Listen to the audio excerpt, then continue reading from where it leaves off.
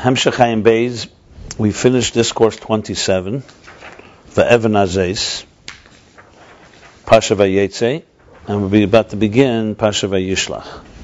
But an interesting thing is happening now in Ayin Beis, that the first time he's really doing this. If you recall, Ayin Beis was written in one long flow, without any beginnings and ends. So all the connections to the Parshas were not there.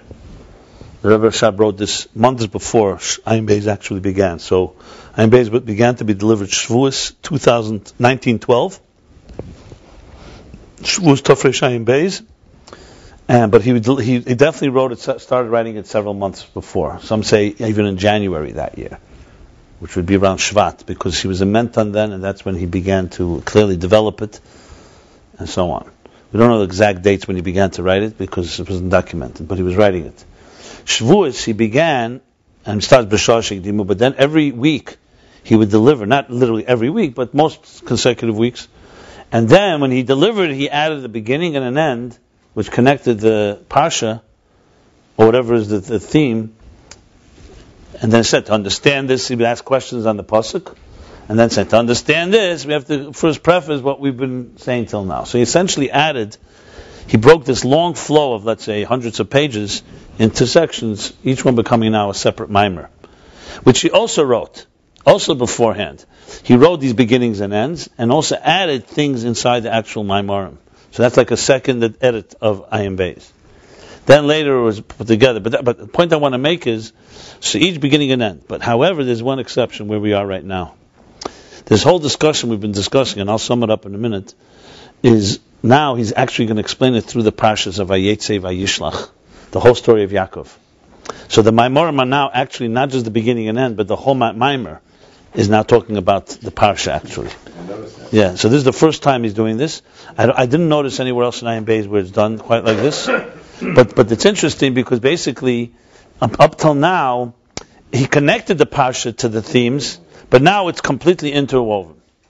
So let's talk about the theme, and then we'll talk about the parsha, and you'll see Vayetze goes right into Vayishlach, because these two parshas, which we're actually up to now, which was 100 years ago, that's why I'm pointing it out, are all about the story of Yaakov.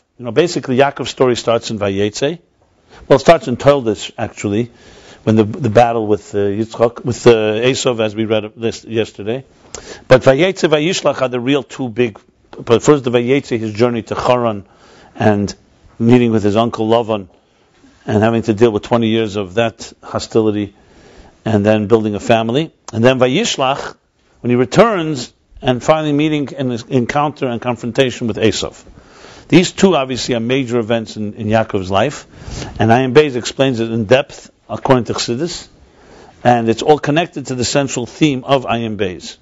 So here we have a very strong interweaving here. Okay, now let's first sum up the concept in Ayin Beis, and then we'll sum up what he said, and then this will set the stage for the next mimer. What are we talking here? So we know that Ayin Beis is the story of interfaces. The interface with the divine and existence. It's the whole underlying theme. And it begins with keser as the first interface, that there's a desire. In this case, the divine desire for existence. But that's just a very general interface.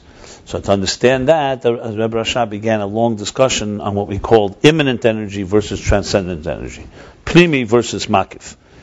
That Pnimi is the way the structure of existence works, is everything works tailored, what he calls eris and kalim. You could say body and soul, form and function, inside and outside. And that's how the existence works. Existence is not an amorphous place. We have a very structured existence of time and space. Everything is defined in its place. And he calls that an er and a keli. Now remember, we work from the bottom up, so everything begins with an outer keli. We see the surface. Then we travel inward and we realize there's some energy within. And then you travel even deeper, you realize there's an energy behind energy, to the point that you realize there's a transcendent energy that put the whole thing in its place in the first place.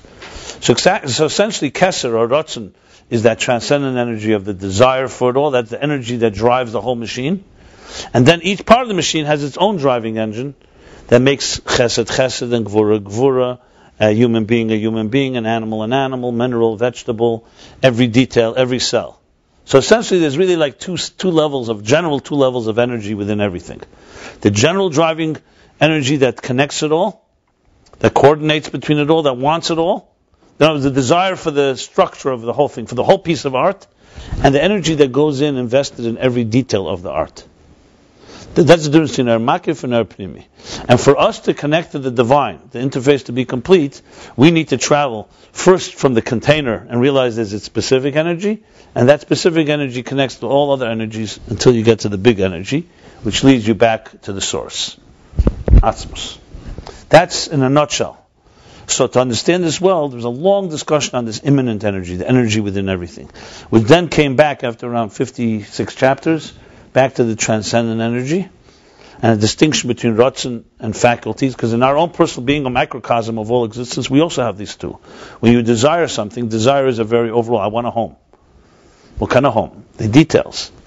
It's all in the details. So then there's specific faculties, your eyes, your ears, your chesed, your gvura, your mind, your heart, etc. And obviously the goal is that they should all be fused together. So in a long discussion, first using the ratzon and keches, faculty, desire and faculties, then using the difference between Ayin and shefa, he went through this, and then came back to understanding the spheres themselves, which is what we're in the middle of now. The spheres seem to be the crux of it all, because it's called spheres, the 10 spheres. These are the 10 instruments God uses to create, like we say in parsa, that He emanated from within Him 10 faculties or 10 forces. These are called 10 spheres. We say this every Friday from Tikkun Ezar. And so the 10 spheres, what are these spheres? What are these mysterious spheres? So of course in Hebrew and Torah everything starts with the name. If you understand the name of something, you can understand its personality. So what's the meaning of the word sphere? Being that spheres are so vital, there's 10 spheres in every world. There's 10 hidden spheres, there's 10 revealed spheres. The spheres we have within ourselves, like he says in Tanya, our 10 faculties evolve from the spheres. They're the building blocks. So basically, it's like you want to understand the spiritual DNA, the spiritual atoms. That's the spiritual sphere. So what's a sphere? So he said a sphere has 3 meanings. Number 1, it comes from the word number. Misper. Number 2 comes from the word story, sipur. And number 3, we're in the middle of now, or the beginning now, is sapphire, sapphire, clarity, brilliance, illumination.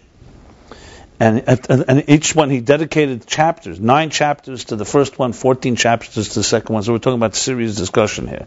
So first, so briefly, number refers to the quantity of existence. Number, everything is numbers here. Size, weight, height, volume. We live in a world of numbers, basically. Raw numbers. On their own, numbers are just surface level. Someone tells you a million. If you don't know what million what, or you don't know the details, a million means nothing. What does it mean, a million? A person who counts a million, or has a million diamonds, understands its value. But we live in a world of numbers. So the key is that the sphere as number focuses more on the kelim. So basically the focus is number of kelim, or malchus, where the primary kelim are in atzilus. It's still a connector, it's still an interface, but the focus is more in number, your focus is more on quantity than on quality. And then you come to appreciate the quality.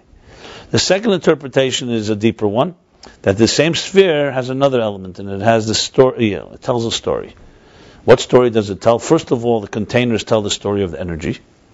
Without containers, the energy remains concealed or elusive. Secondly, it tells the energy and container together tell the story of their source. Where do we come from? The artist wanted to have these 10 spheres, so it tells us about the 10 hidden spheres, essentially the unconscious faculties. So the conscious faculties, in other words, the limbs on our body tell us the story of the energy within them. Together, the energy and the limbs tell us the story of the hidden and unconscious faculties, all the way to the source. And finally, they tell us even the story of the transcendent bligvul that put it all there in place. They tell us the story of something which is beyond. The grandeur, as he called it, hafla of Ein Sof.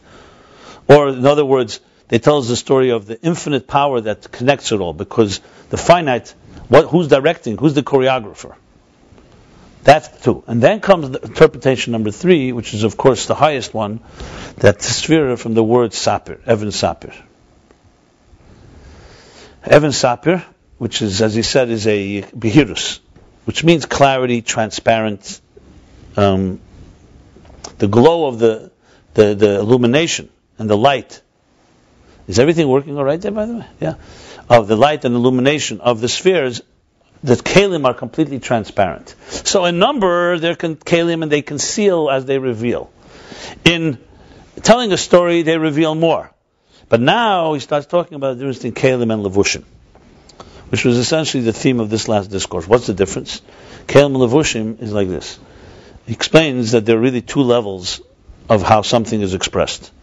A keli, or a levush hamachuber, would be, the first example is of the human body.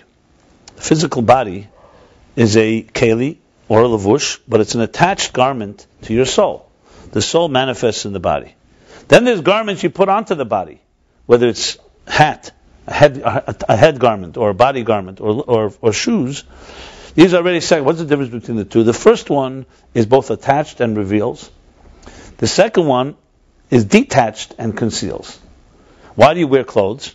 Like he says, Adam and Gan Eden didn't need clothes because he didn't have to deal with an outside world. Everything was intimate and internal. You need clothing to either protect yourself from the weather, from the cold as he put it, or because you want to cover yourself up from another person. So it's basically a concealer, not a revealer. And it's dependent on the fact that it's detached. You can change it all the time. A body, on the other hand, is not a concealer. A body reveals the power of the soul. Without a body, a soul cannot manifest in this world. So it's a levush hamachuber. You can't change it. And it's a revealing force. It doesn't reveal all of the soul, but what it does reveal, it reveals. So he said the same thing is spiritually. In the soul itself, the soul also has two dimensions. The core soul is beyond everything. Then the core soul has faculties, chachma through malchus. 10 faculties. These faculties reveal the powers of the soul. Then the soul has garments, machshava dibra maisa, which are detached. Machshava dibra maisa change all the time. You can use different words for different things. Machshava dibra maisa don't reflect on your personality. Your faculties reflect on you, just like your body is a certain shape. Your eyes are a certain color, your faculties, you have a certain type of chesed, a certain type of bina, and so on. But it comes to expression, of machshava dibra maisa are like garments. What garment is your mind going to now manifest and enclose itself in? So that depends on you. Like he says in Tanya. You can use your mind to think about things. Your machshava becomes the garment which soils your ideas by using it for negative thoughts. Or your mind can be thinking Torah. So the same garment can be expressing something that's very holy, expressing something that's very non-holy. Garments, therefore, are neutral in a sense, and they're detached, and they're concealers, not revealers. They reveal, but they reveal while they conceal. Okay. Now, that's finally in the last chapter, he explains, now this is why it says Behirus. The spheres are Behirus. Because what they are, all the spheres of atzilus are transparent containers that reveal the energy. They're like the faculties of the soul. Not the levushim, the garments, that cover up on the faculties. Not even the body. The body is like the faculties. The body to the guf, on a physical level, is what the faculties are to the soul level. The garments on top of the body is what the garments of machshava dibur maisa are. They're just, well, these are more spiritual, these are physical. The body is a physical entity, the garments are physical. In the soul, the faculty, keches ha-nefesh and levushi ha-nefesh. So now, this is what he says. That malchus, even malchus, which is the lowest level, as we said, it's number. But in atzilus, malchus is still atzilus, and therefore it itself is not a power to create. It needs to go through a garment. That's where you have the expressions like levush sandal, meaning the malach that's called sandal, literally a shoe. You have the malach hashmal. These are different levushim, they conceal, that allow Bri, Yitzir, and Asiyah to emerge. So if you want to create a reality that's outside, that's independent from the divine, the spheres alone cannot do that. They need an additional garment that conceals. That's what he says in chapter Kuvav, 106. So basically what we have is like this. The containers of atzilus, therefore, are behirus. They're transparent. And it's the levushim that conceal and allow that energy to flow into the next level. Now we go back, whereas the kelim remain always holy and retain their sanctity. Now he explains all this in the story of Yaakov. When you say spheres, you're basically talking about kelim, or you're taking kelim and oros. I don't know what you mean. Depends which aspect. It means. It seemed like in the second one with C4, he's talking more about auras. The aura and keli and a sphere are tailored for each other. They're like one. It's like a body. It's like your faculties. When you write with your hand, are you talking about your hand or the power to write? The answer is both. They work with each other. The question is where the focus is. If you're focusing more on the quantity and the container, it's the container element. If you're focusing more on the story, it's a little more the energy. Here, we're talking already how the container is a complete transparent revealer, transparent channel for the energy. That's what we're discussing in the third interpretation. Basically, you could say Chitzenis HaKelim, the outer container is more number, the inner container is more sphira, sipur and behirus, and transparency. So, transparency, basically think of it like a very thin veil.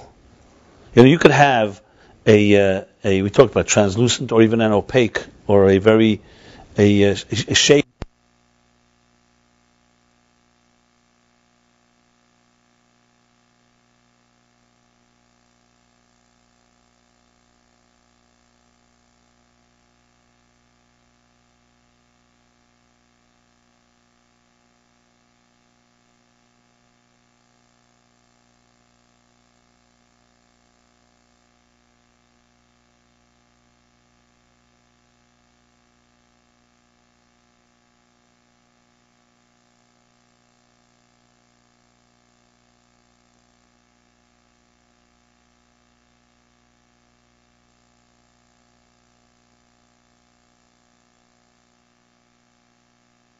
No more.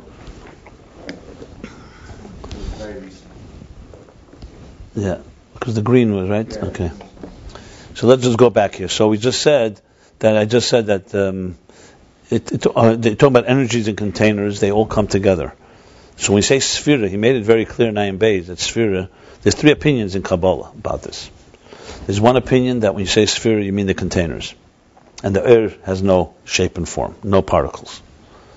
The is like think of it of uncolored, colorless water, liquid in tinted glasses. The second opinion is the other extreme, that spheres mean energy and not the containers. The containers are creatures; they're not spheres. And the third opinion, which is ultimately what Chassidus and the Kabbalah Arizal, says it's both. And they both impact each other. Chassidus comes, in Chassidus itself you have different opinions, and the Ayin Beis is the ultimate, where he brings the both of worlds together. He says that has spheres in it, Chesed and Kelim have, except in its own, it would remain concealed and more shapeless, like the faculties without containers. The containers give it substance. That's basically the picture in Ayin Beis. But when you talk misper, number, you're focusing primarily on the container element, more specifically the outer container, which is more number-like, like in malchus. Even though it has within it the number of energies, but number of energies is already you're working toward the way. A story is like when someone tells a story about their life. So a story is more than just a number. It's not like someone says, well, in 1900 I was born 1900, then something happened 1910, then something 1920, 1930. That's like a chronology, almost like a number story. But then someone hears the story, here's 1 second, I hear a lot more going on here than meets the eye. It's not just a bunch of numbers and statistics. It's a story of someone's life. So spheres also tell the story of God, more than just God's statistics, if you want to put it this way. Like that there's 1 million creatures or 1 billion creatures. And then there's the final thing where the story comes and illuminates something for you, which is more than just the story of this person. It starts telling you that there's something completely beyond, more than just the sum total. You realize this person who's telling the story has a lot more than just the story. Now, even the story reveals part of Bli Gvul, but clearly the third dimension is the most beheres. But we're going to discuss this. He's going to explain all three when he finishes. Right now, he's just at the beginning of the third interpretation here. So bottom line, so we have right now is what's critical to know is that everything, and I think this is the beautiful aspect, all these examples, Levushim, Keiches, they're all really coming to teach us one thing. We see only the tip of the iceberg. And to appreciate the levels behind, you need to know there are many, many, many layers. There are many layers. I just actually saw, first time, Tzemach Tzedek, Remember I speak about Asir Ruchnis, he said three, he explains the difference between the three. Yeah. Asir Ruchnis is when you hear something, you read something from a teacher. Sira is when you hear it directly from him, but as he manifests, explains it to you on his level. And Bria is how he explains it to you on his level, not on your level. That's what he says. It's interesting. In other words, it's all about climbing a ladder. That's why I say this is not just mathematics. That's why I'm saying you can learn about the spheres, everything we're learning. I always say you can learn that statistics. 10 spheres of gnuzas are here, here's the tzimtzum, here's the kav. And someone says, well, it's one big map. What's the difference between California and New York? It's on the same map. No, here's a fundamental difference. Everything is on a more sublime level. We're going inward. When you go to atzilus, you're not in Bria. Bria is a completely different dimension. But we talk about it, for us it's so equally distant that we just stick it all in one. You know what? Okay, wait, you've been at atzilus yesterday? Okay, Bria, it's like there's the stations on the train stations. You're talking deeper levels of reality and awareness and refinement, which is why only through Avodah you can really appreciate it, because not just from a scholar you could just say, okay, lifnat, the same words I say, lifnat and esesfer, okay, they're revealed. Which one are we talking about? The revealed ones or the concealed ones? It's almost like apples. Are the apples revealed or they're concealed? But it's not. They're not apples in the concealed level. They're a completely different energy level. So really, our understanding of Ishtalshalus is essentially God's ladder and stepping stones that He used to create so we can retrace the steps and connect. That would be only possible if you have the whole Seder Ishtalshalus. God doesn't need it for His creation. The only reason it's there is for us to be able to connect.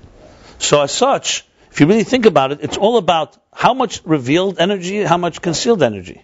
And you can almost even judge people this way. You can measure people. How aware are you? Are you living on the pin of a needle? Are you living on the what's called the potato peel level? Or do you know there's a potato inside there? Are you living on the what's it called? Peel, the orange peel, or there's an orange, a fruit inside. Sure.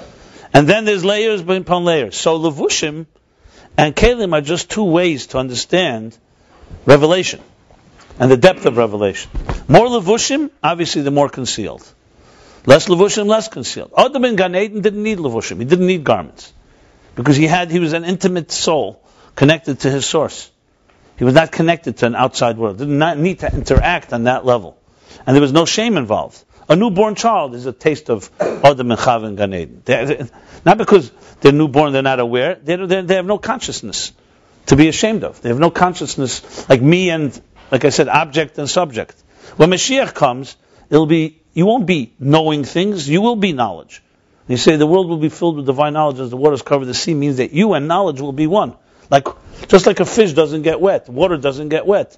You and knowledge. It's not like, oh, I learned something today, I know. That's already an independent and outside thing. I'm a dry person, I put my hand in water, so I got wet. Before I didn't know something, now I know something, so I'm happy. Which is great today. There comes a point where you will be, this is why in the future, the Rebbe has an unbelievable, just to give you want to talk about envisioning Mashiach? This is a thing the Rebbe actually wrote in his own handwriting on a sikha. It's brilliant. It's simple, but you could see how far in reality we are from it. It was a sikha vayigash sikha. And it says like this, the malchus and Gemara. Whether Talmud is gadol or Maisa gadol, right? Is a learning greater or action greater? So the halach is Talmud gadol shemevel de Maisa. Talmud has both. By learning, it brings you to action, so it's greater. It says in Sfarim that Mashiach comes Maisa gadol. Maisa will be greater. So the Rebbe asked what's kash? What changes? The same reasoning. Then too, Talmud has both. So why would then only action be greater than learning and action? It doesn't make sense. So the Rebbe answers, there was an answer in the Sikh, and the Rebbe wrote his own answer, which, as I said, I was blown away when I saw this.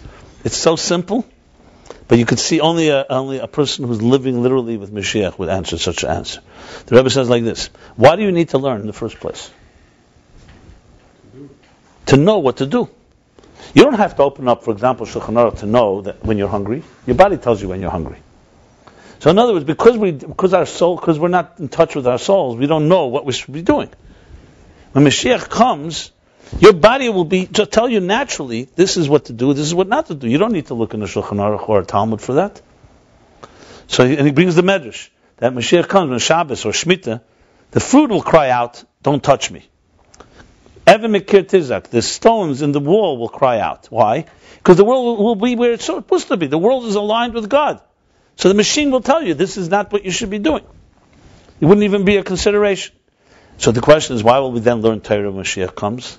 So it says in the Geras HaKodesh, we won't learn to know good and right and wrong. We'll know to make deeper yechudim, to connect more with the godliness. Isn't that an unbelievable answer? That's why Maisa Gadol. Because we would never answer that, because for us, what do you mean? How will I know what to do if I don't learn? But who said that? That alone tells you that you're not in touch. The Alter Rebbe didn't need to be told right before Shabbos that it's time to sleep, because he was aligned with the cosmos. So bottom line is, why would you need the stone to cry out to you if you're so naturally? That's a good okay. Godliness, you would always be doing the right. And also, Alter Rebbe writes in Tanya that we'll have to learn how to shoot them all that. No, it's for what? For Yechudim Elyenim, not for Tevirah. Yeah, that's exactly his answer. Yeah. The Rebbe brings it. Yeah. Exactly. Where's the mice in that? So that's why Maisa Gadol. Because the bottom line is action. You don't need to learn to get to action. Learning is for different reasons. Anyway. So you give me an answer. Think about it. Less than the mice also Yeah, right. Correct. How the stone itself knows as well. Eliezer, you're asking a question. Let me ask you. Mashiach comes. You tell me. It's an unbelievable answer. Yeah, it's an unbelievable answer. I mean, the answer to that ultimately probably is that it's not crying out to you because you're actually doing it. It's an example to tell you how the world is saturated. It's not saying that as if you would actually take it. It's telling you how the world itself would be so aligned. That's really the meaning there. No, I don't know. No, I wouldn't say that. I would say it's like everything. You won't even do it yourself. But the point is, the Rebbe actually gives an example of it. It's, I think, a tremendous answer, because you suddenly realize we're not in a world. That means our machine today is not aligned with its purpose. That's why we don't feel that need for Mashiach itself. I'm going to sleep out of Shabbos. Alter Rebbe did it because of the minor. That's the way it was. It was automatic. Yeah. Rabbi Hillel would go put himself to sleep. There's also in other words. What was I saying? I'm going to say. Oh, the Rebbe gives there the example, also a brilliant example in Halacha. When you're a shamer, you're hired to watch an animal. So there's certain obligations. Even a shamer chinim has obligations, like you have to avoid that the animal shouldn't be hurt, and such, because you accepted it. Obviously, he's not as responsible as a shamer sacher who's hired, or a shoyel, etc. But the question is, what happens if the animal jumps into a fire? So the din is you're not responsible. The shamer, the guard. Why? Because a normal animal will never jump into fire. And you didn't tell him it's an insane animal, so he wouldn't watch out for that. Why would he look for that? It's an act of God, as they say. You can't blame the guy. Anyway, the point that Rebbe says, so behemoth, that means that there's certain things that naturally you won't do. That's why it says, Ein Adam Era Avera Elim Kenichnas by Ruach Shtus. You have to have a moment of blindness or insanity to do a sin.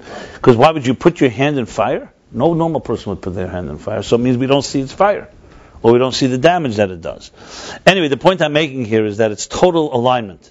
So all the levushim, so everything, going back to the interface, the whole aved that we have to do is to get rid of this concealment and align. But we don't want to annihilate existence, which is why it has to come step by step by step.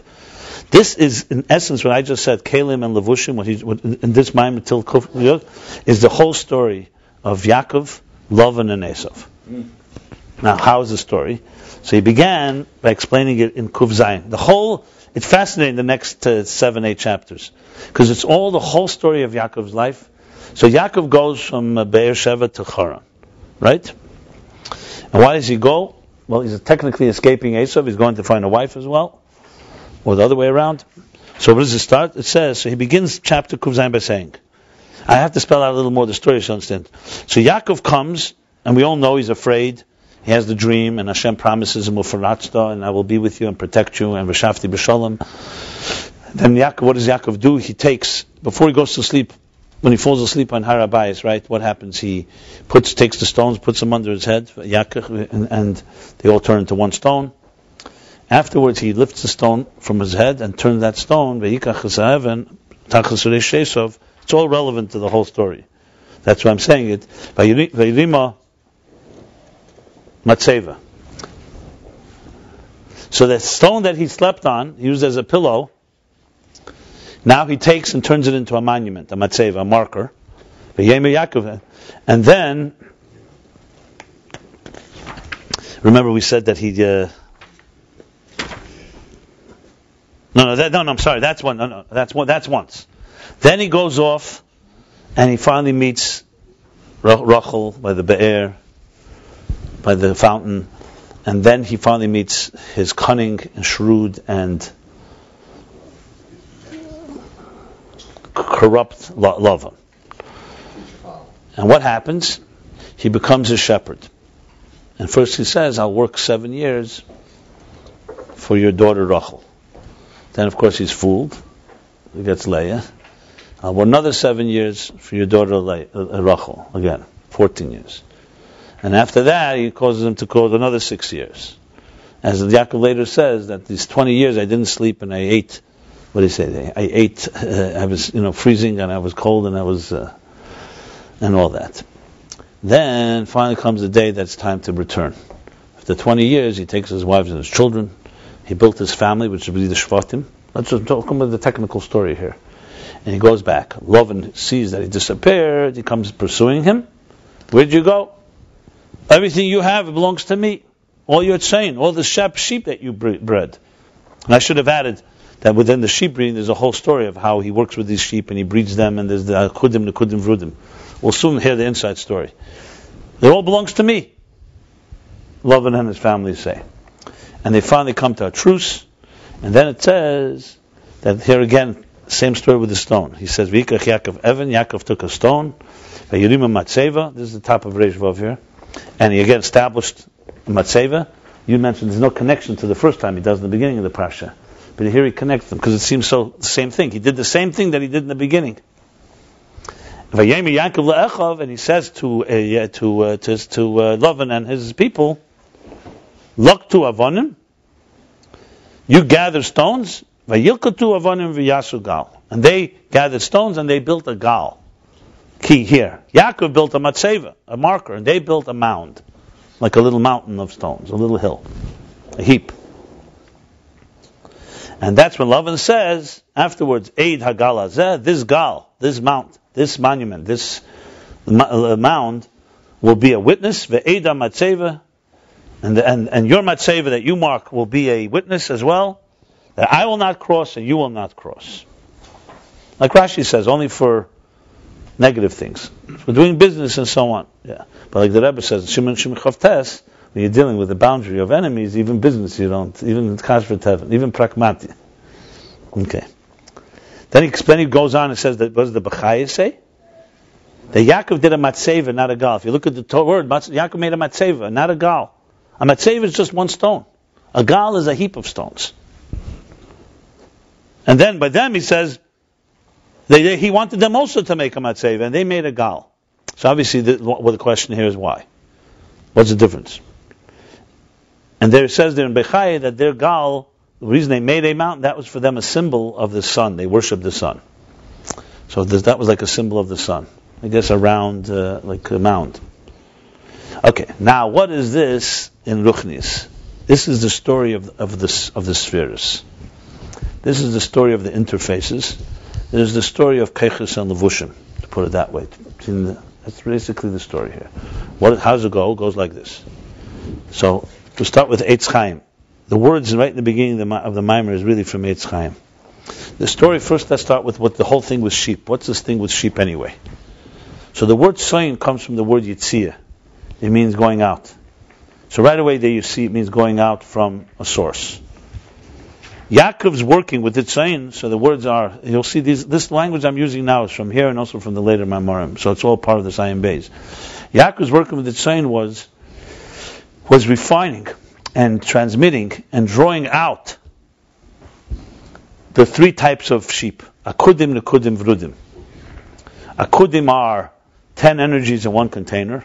Nekudim are 10 energies in 10 containers, like Toyu. But they're Nekudim, they're powerful, separate entities. And Vrudim is the stripes, where they join as one. Hiskalus, Atikun and atzilus. What is this Aveda? And we'll soon get into Laban in a moment. This avodah basically is the avodah of Seder Shtalshlus. How does it work? It works like this. After the Ein Sof filled all of existence, one big reality, then God, the Tzimtzum, concealed it all. Then came a kav, a very narrow transmission of light and energy. The first kav was an eagle of Ak. Ak is the whole picture, skirachas, the whole picture of all of existence. Then came Akudim. The energies are still extremely intense. So even though the potential for containers are there, as we learned, that the Rishima remained, the residue, the impression after the Tzimtzum, but they're not yet emerging because they're too, think of it like an embryo. So the containers are just developing. It's like a seed. Akudim is after Ak? Yeah, generally Akudim is after Ak. Sometimes it's usually because Ak says there's no Kalim, and Akudim there is one Kali. So think of it like this. Second, a fetus is conceived. What do we have? One container. You can't say there's a brain and a heart. It's one cell. And then the cell breaks into two. It's exactly the way the process works. So Akudim is 10 energies in one cell, if you want to put it that way. Actually, cell may be a good word for containers. Yeah. Huh? No, Sefer Yitzir doesn't say 10 in one. That's Eitz Chaim.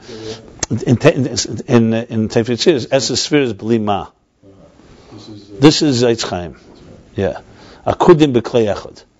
Interesting also, Akudim is from the word Akeda, by the way. Bound. Because they're bound in one container. So think of it like 10 energies in one container. Now 10 energies really means all the energy that a human being will have. It just breaks into 10 because the 10 faculties. But it's essentially like this, the first cell. There's one cell. We think cell would be a good word for a container? Not a bad word, actually. So It even has a meaning in English. It's just, I'm in a cell. Inside a cell. Huh? What'd you say? It's a container. So what makes it 10 energies? They're not defined, right? It's like the same thing. What makes a fetus a fetus? It has everything that's going to emerge from it. It's a seed. It has because the God, the Creator, put it into it. It's like a seed of a tree. It's undefined energy. You can't find the shape in any way. That's why it's 10. Yeah. So what makes it 10 and not? Because later it becomes... Because it has 10, right? Yeah. And not only later, but it's a vision to have 10. Same thing. Let me ask you a question. When a child develops from one cell, it will be. It's all in there. Nothing new is going to be injected. Well, a kid could be born with 6 fingers. What's the difference? But most are not. A healthy child is not. So the question is, where is that? You're not going to see it, but it's there. However you explain it in the seed, that's how you explain it in there. But this is not as a sphere agnosis. No, sphere agnosis. By the way, the Arizal does call us a sphere agnosis akudim, just for the record. But here, a sphere agnosis is the way God estimates it in His own mind. No. The Arizal, sphere agnosis sometimes referred to akudim, because akudim compared to the lower levels is also hidden. Well, not in our context. Aspirus Agnus is usually the. I think it's only 8 alien Pashut. There is no. No, but later he talks Aspirus Agnus. He says clearly it's Akudim. No, but that's after the Tzimtzum. Yeah, no, but Eitz Chaim. The idea of Aspirus before the Tzimtzum is also from the Arizal, but it doesn't spell it out exactly. More than extrapolate. It says it also. In other places, No, not after. After before. After the Tzimtzum. Yeah, but I just said Ak is the image. Ak is the blueprint. It's like the whole existence b'skira achas. It's everything there. Ak is like the big. Think of Ak as the big blueprint. Everything happens within Ak. But it's not Esel it's clear. There are Esel in Ak too, but there's no Kalim yet. You can't even say there's conception yet. You can think of it like the blueprint right before conception, the picture. But it's not a picture in God's mind, estimating. Shir Atzmei, it's already it's somewhere documented. Ak is sometimes Torah. It's Taka Baraisa, Bara Alma. The way we understand action doesn't happen until later anyway. It's all stages in development. That's why I'm using an example. Before a seed is planted in the ground, it falls off a tree. If it doesn't fall into the ground, it's not going to bear a tree. What state is it in?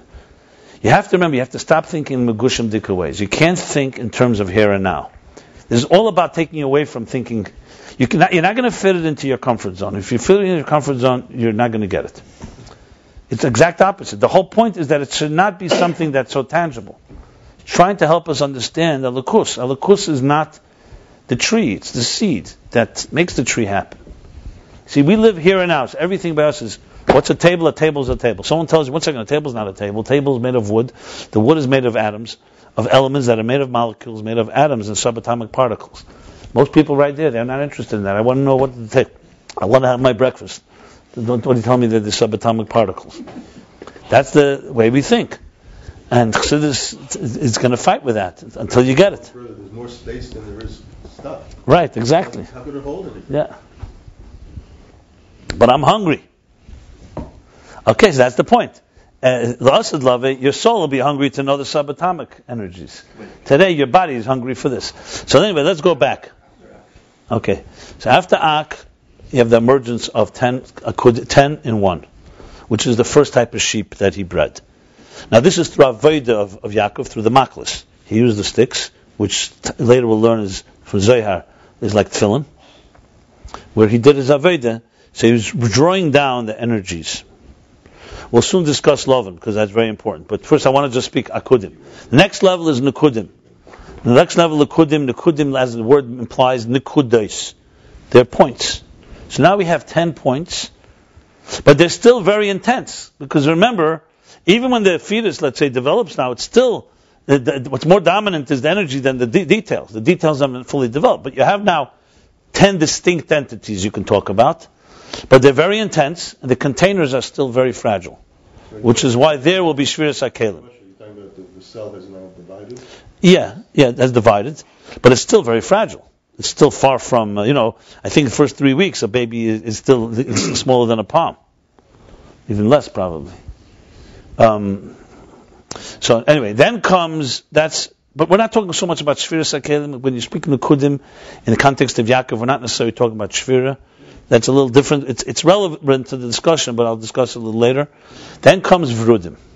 Vrudim, as we said, if Akudim is one spot, it's like one keli, and Akudim is spotted, so Vrudim is already a mix, stripes and spots all over. Huh? Maybe organism. An organism. Okay, you can say that, an organism. I wouldn't use the word in the example of Akudim. In explaining it, you can use it. I mean, you could say more like Nekuda Sfira Partsuf. You know those 3 words? Nekuda Sfira Partsuf. In that sense. Partsuf means like a face, literally. A Partsuf is a full body, a multi-dimensional entity. But the truth is, so you could say that. That's one way you could say. You could also say we learned Nekuda Kav Shetach, remember? So Nekuda Kav Shetach. But the point I want to make here is, Verudim now is the world of what we call Tikkun. It creates, everything becomes balanced. Harmony is dealt with there. Now, the energies are not that intense, the containers are more developed. You're talking about a child ready to be born, basically. But it's still in its mother's womb, in malchus. From malchus of atzilus, it will become a child in Bri Yitzir and Asi, if you want to use that example all the way. And then, of course, Bri Yitzir and Asi is levels as the child develops until we become full-blown adult and you're a real Mugushim Grabi Jung, which is Asiyah Ruchnis and Gashmis Chumis, if you want the whole picture. So you started out in Akudim, or an Ak. You're a beautiful little child, innocent, pure. More and more containers, more levushim, and then here we are. Sitting, and then and what are we doing? Pontificate. Verudim, atzilus, tikkun are all synonyms. It just refers to different aspects. Here, so this is what Yaakov did. So tikkun is atzilus, not the form. No. Tikkun is atzilus. Okay. Now, here's the story now. So we say, the Lavan, so now comes Birat saying Lavan. All this is the sheep of Lavan. The question is, what's Lavan then? How does he fit into this whole thing? So there's 2 different interpretations. This is from the Alter Rebbe himself. In Tovkuf Samach Hey, Parsha Vayishlach, in a mimer called Im Lavan Garti, the Alter Rebbe spoke about it. And what he said was this. He said like this, that Lavan is 2 meanings in Lavan, from one extreme to the next. There's Lavan in his root, is the level of Loivan Ha'elyon. Lavan is white. So the supernal whiteness. This is like Ak. Or, it doesn't always say Ak, but let's just say it's the whiteness. So saying Lavan is, Yaakov is drawing out and be Mavarer refining and drawing into ishtalshlus the three dimensions of these. Yeah. So Lavan is the source. Yeah. He's working with the sheep of Lavan. He's a seer from Lavan. Make them go out of their source. Right, exactly, and and creating the structure of existence. Now let me just qualify one thing. You could say 1 second. Didn't God create Akudim and Akudim Vrudim? What does it got to do with Yaakov? So obviously we're talking about aligning it with a purpose. We're not just talking because we also recreate the world. So we're not talking about God's creation. God did what He had to do. We're talking about realigning it properly. Because as long as it remains in its source, in Lavan, Lavan could be Etzem Ha'er. The way it's in Etzem HaNefesh. There, you don't have a reality. We need a world. Right. Higher than Akudim. Higher than Akudim. Deeper than Akudim. Yes, deeper and higher, yes. Then Akudim. Yes, because Akudim is already the sheep. Saying Lavan, right. That's interpretation number 1. I'll read it inside. This part I'll read. I'm reading Reish Vav. I'm really elaborating because, first of all, we learned it last time, but it was very quick and relatively, and when you learn it really properly, you really see the depth of this. It's amazing, the connection. We'll still get to Levushim and Keiches in a minute. That's also relevant. So here he goes. I'm reading line 5 from the top of Reish Vav 206. Right. So we're not even getting to the Gal yet. Let's first talk about what Lavan is. So what's the first? Ha'al of the Lavan will begin Lavan ha'elyon. Shalamayla me'elam ha'atzilus. Yaakov is Lavan ha'elyon that's higher than atzilus. He's not saying now it's higher than Akudim, but obviously it's higher than, because if he says, remember he says, before Akudim and Akudim Vrudim are also, Elam is biyah ha'klolim. Remember this macrocosmic Beri Yetzir Asiyah is Akudim and Akudim Vrudim. So now he's saying that Lavan is higher than atzilus, and Yaakov is atzilus. So it's atzilus is the one that is basically drawing down these three levels here.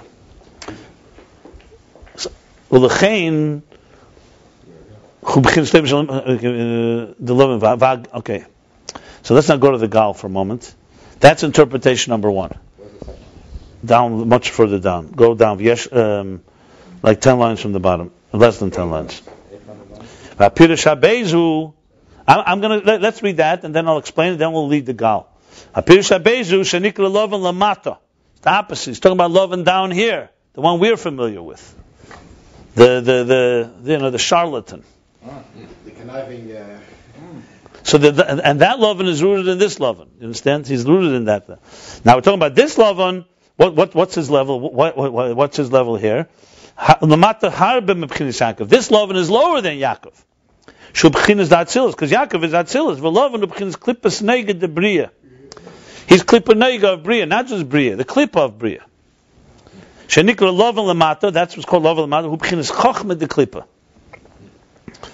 Arami Eved Avi.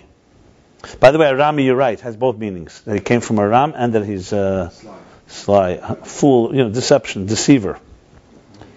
So it's Arami Eved Avi. Our father, Arami Eved Avi, Arami, meaning Lavan, wanted to Eved Avi. This is what we're saying in Haggadah, right? Is it a pasuk also? Maybe. He got it to Levincha, and not got it by the Bikurim, when he brought it to the Kohen. Right. Okay, right. The neged b'chinas chachma de kedusha. So he's the lu'umazeh of chachma of kedusha. Listen. Now, so let's now talk about the two different interpretations. This is critical before we go into the details.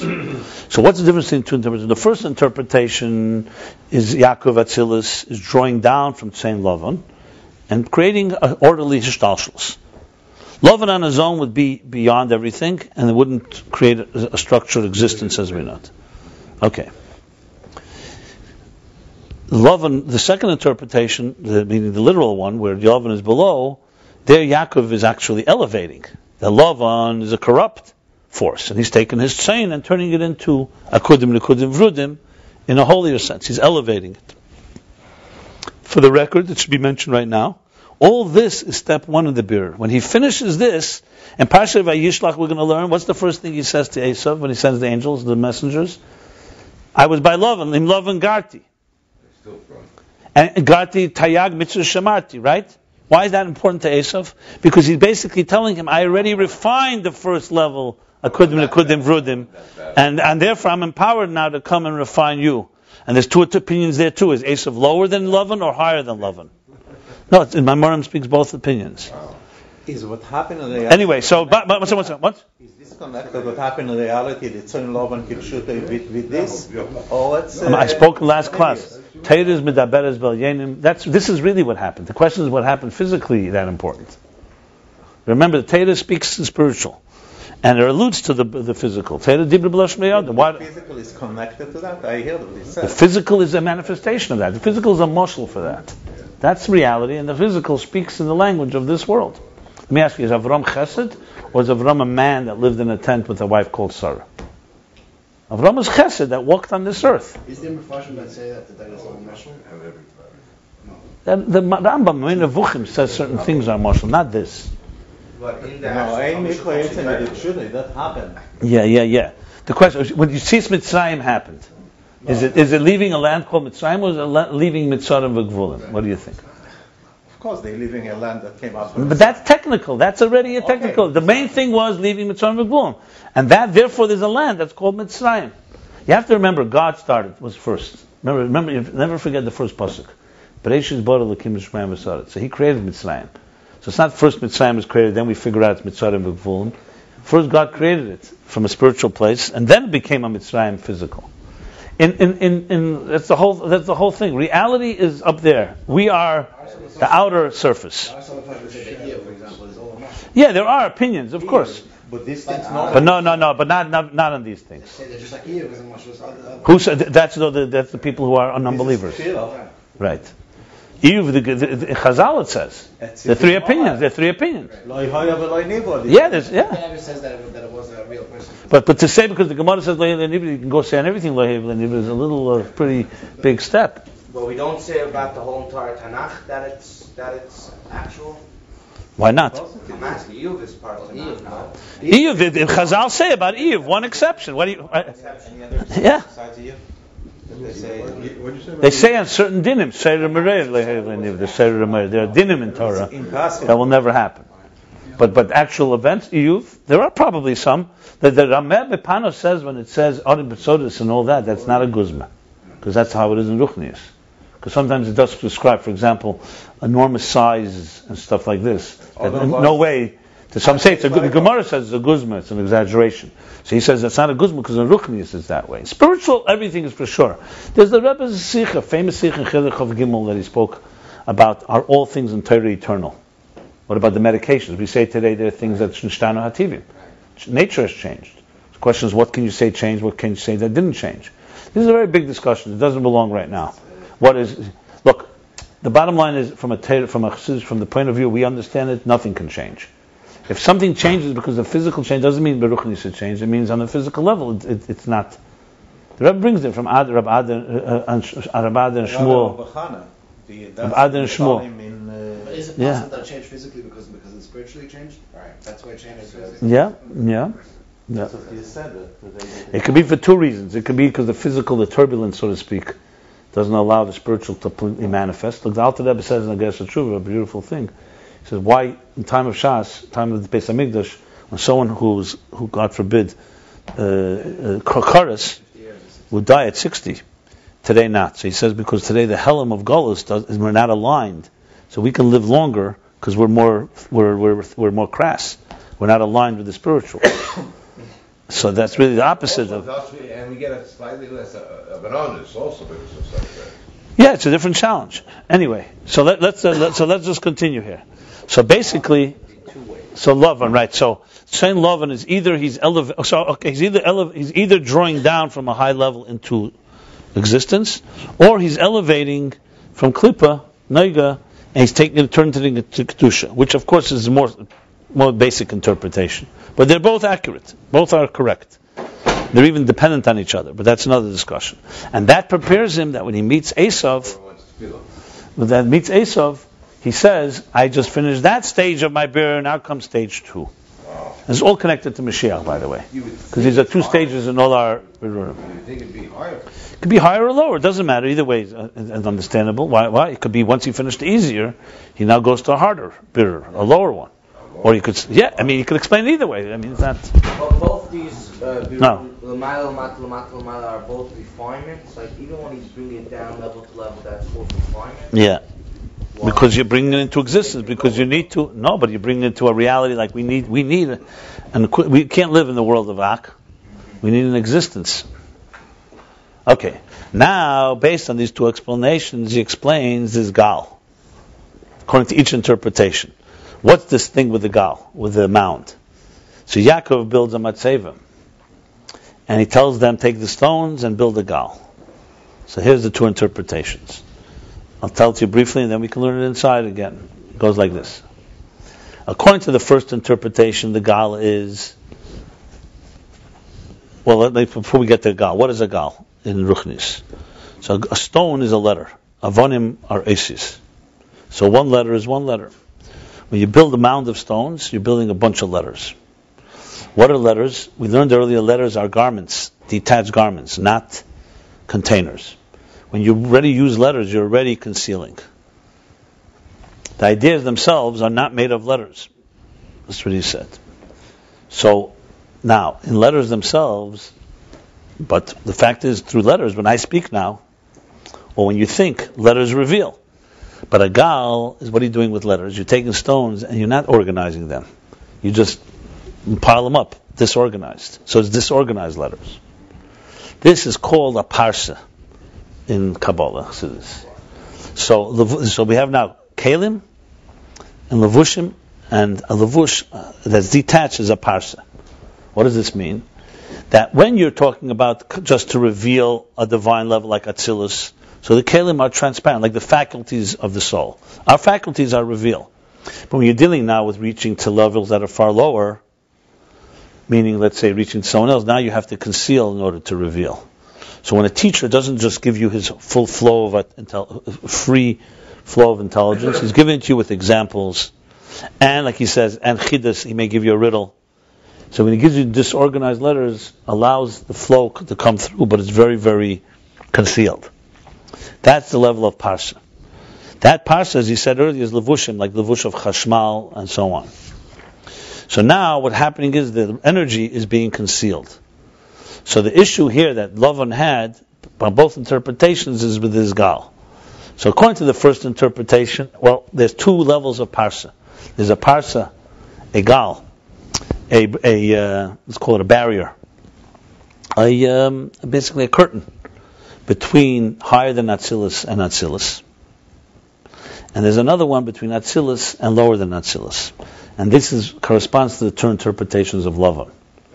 According to Laban being higher, so Laban building a gal, what's the gal? The gal is that there should be a separation between the emanator, the source. No. Tzimtzum Rishon is not a parsa. Don't fit in your own thoughts in this. It's completely. It's not higher than the tzimtzum. It's not higher than the tzimtzum. It's not higher than the tzimtzum. It's lower after the tzimtzum. So now, from Lavan, meaning from higher than atzilus into atzilus, you need to have a parsa because the energy is bli gvul. You need to have something to confine it. However, this parsa is disorganized letters, but they are, like he says, they're like engraved letters. They're of the same personality. It's still divine. It's just the divine infinite is manifesting in divine finite. The second gal, the second parsa, is not only disorganized letters, it's also like written letters. So not only is it going from infinite to finite, it's going from the divine finite to non-divine, to creatures. That's Lavan of Klippa. And that's the 2 gals. That's the 2 separations. And what the Lavan wanted in each one, the first one, Lavan said we have to have a boundary for good reasons. Why? Because higher than Atzilus, and Atzilus will not be able to contain such bli gvul energy, so it needs to be diminished. That's the gal. And the second gal is the opposite. Lavan says, I don't want to be bottled to you. I don't want Atzilus in my life, basically. That's the second gal. So Lavan says, you stay where you are, I stay where I am. You create a boundary between Chutz La'aretz and Eretz Yisrael, which is essentially the boundary between outside of Israel and Israel. That's what he says here. That's the brief. That's the short of it. So we can learn it inside again, and you understand it better, huh? As opposed to Sosh Klippus Atmeis, you don't say on any individual. Sosh Klippus Atmeis is reserved for very rare situations. Don't we say it's all? Don't we say all? Esav is the son of Yitzchak and Rivka, so it's hard to say Sosh Klippus Atmeis. Laban's a family member also. Yeah. You know the difference between Klippus Nega and Sosh Klippus Atmeis? Well, tell me the difference, and you'll see. Apply it, you'll see. One can go up or down. The other one can't go up. And Laban could go up. That's why Yaakov took his daughters and created Am Yisrael from it. You actually did a beer, not a shvir. No shvir, right? I mean, shvir of the negative, maybe, but it's definitely a refinement. But why? In the second interpretation, I could understand why he makes a gal of jumbled up letters, because he wants to make sure that there's no that they stay apart. Separate. You're higher than me. You're an atzilus.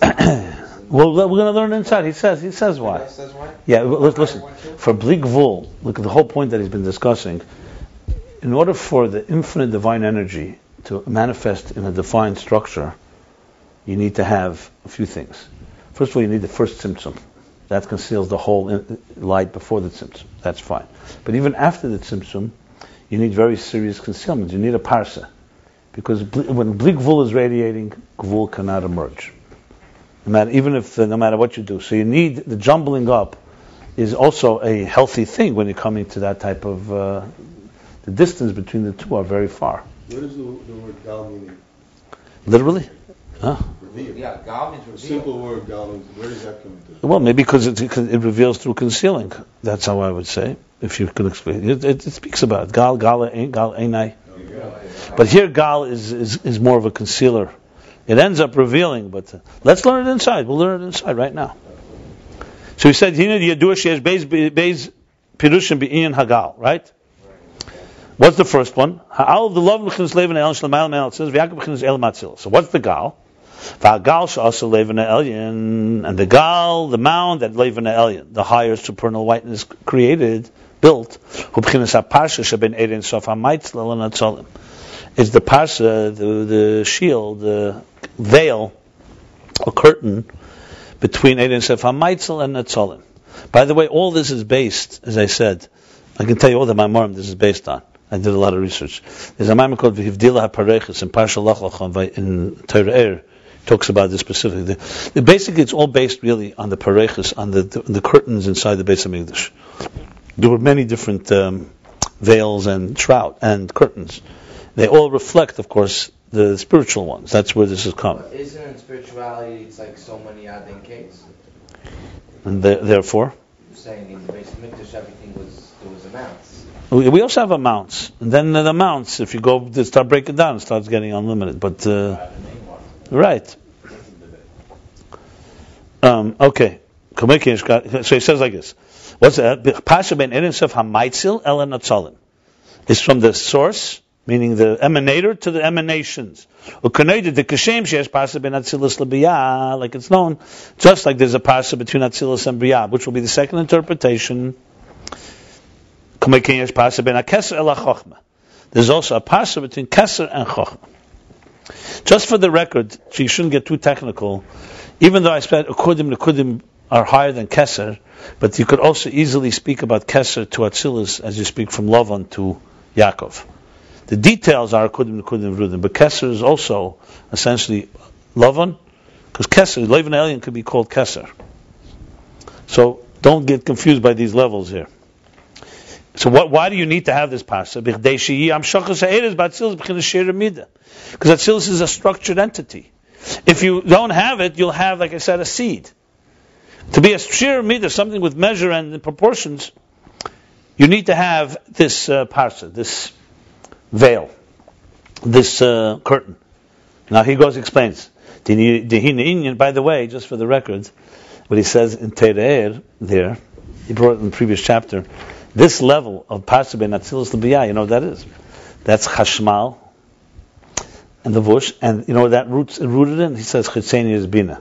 Remember the discussion, chitzeni is bina, pnimi is bina? I'm just telling you, it all comes together here. The levels here. So he says, well, what's the purpose of it? What's the parsa? You do, it's known. Shanasis me'esis akshem built in musudarim. The parsa is made out of letters, out of stones, in other words. But they're not organized. They're like levushim. They're garments.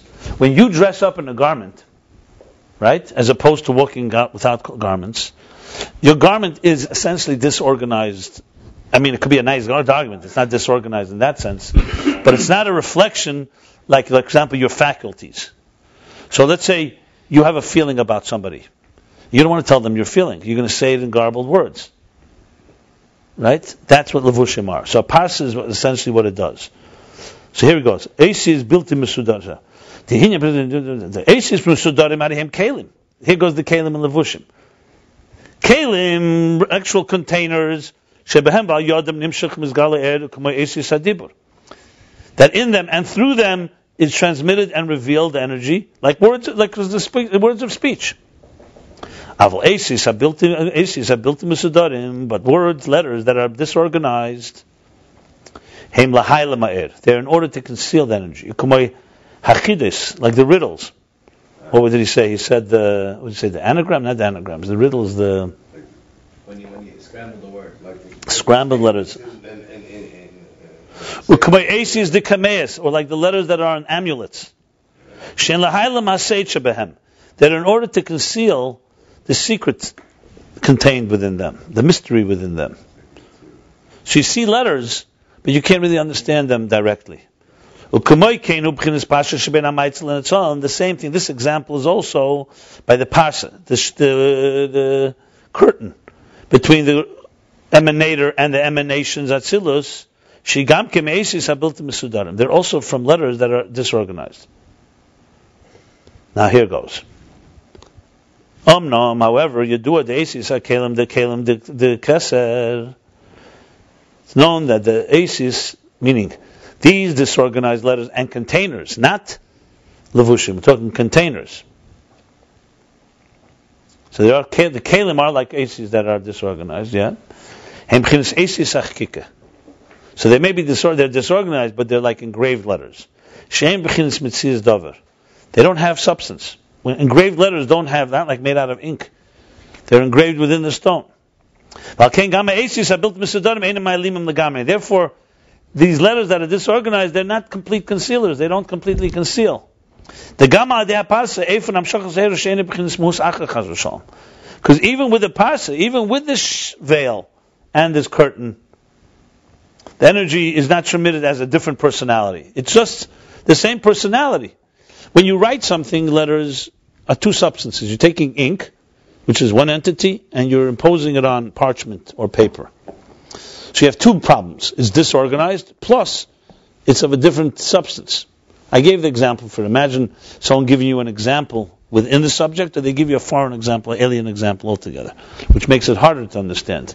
In levels of riddles, there are two levels, basically. Like, a riddle with a hint, or knowing that it's, like, that someone's giving you a riddle within the context, so it's still a riddle, but it's in the same context. If it's a completely different one, it's going to be it's a different malchus. So here it's still divine. Atzilus is a divine world. However, it's a defined structure, defined world. Another example would be, an example, talk about children and development. When the seed develops and breaks into cells and then finally becomes a parsa, becomes a full-bodied child, when that child is born, it has no toxins, no human jaded stuff, no cynicism. It's as pure as it gets.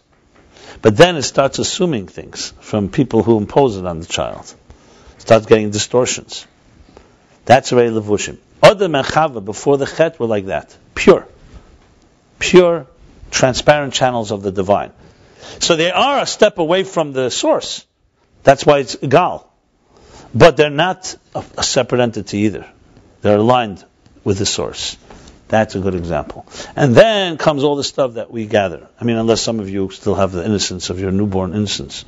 But in case you don't, you know what I'm talking about. Now some say, I don't know what's innocent and what's not anymore. That's the thing. You become your garments. As I said, you become your mask. So the whole answer is virtually on the same So, page. huh? What's the The whole built-in, answer's what's the on the whole built-in thing. Masuda part of that mushroom?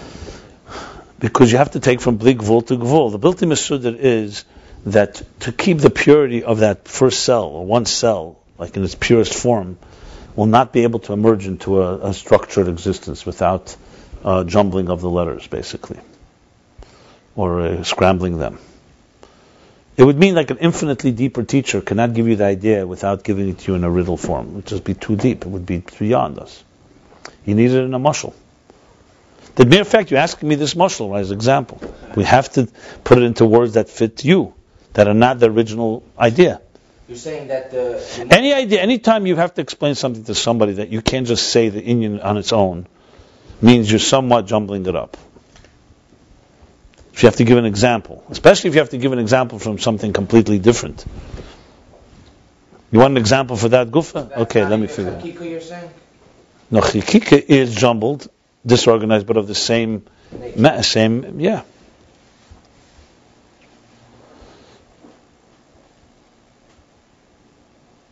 I'm thinking, for example. No, the best example I have is actually from Kedusha and Klippa. When you go to a sacred place, let's say oil or Kaisel Maravi, you know it's a sacred place. Someone said to you, is this the ultimate sanctity? No, you'll say this is a little taste of something that's beyond. When you go into a regular mundane place, it's not even in that category. So the first one is Kedusha, but it's a very diminished level. Well, the word scrambled, I don't know if the word scrambled, but you could say scrambled. What do we know about the Beis HaMikdash? We know nothing. We go to the Kaisel, it's an outside wall, a broken wall. So, but it has in it something, some reminder, some zecher, so to speak. That's a good example also, a zecher. When you make a zecher for something, zecher l'mikdash. It's not close, but it's of the same personality. When we gather for Hakel, there's no similarity to what it was, except it's a zecher.